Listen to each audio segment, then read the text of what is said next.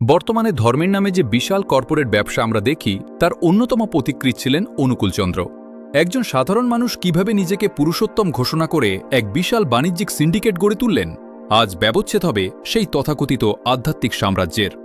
এই সিন্ডিকেটের সবচেয়ে বড় হাতিয়ার হল ইষ্টভৃতি, প্রতিদিন গুরুর নামে টাকা জমানো এবং মাস শেষে তা কেন্দ্রে পাঠানো।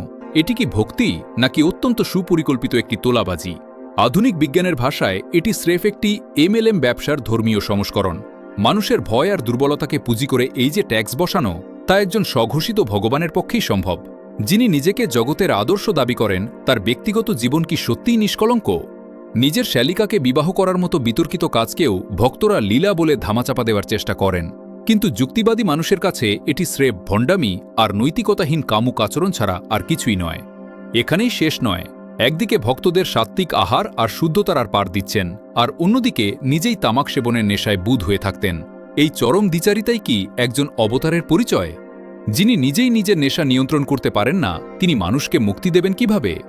বিজ্ঞানমনস্ক আধুনিক মানুষের কাছে অনুকূলচন্দ্র কোনো অবতার নন, বরং তিনি ছিলেন অত্যন্ত ধূর্ত একজন ব্যবসায়ী।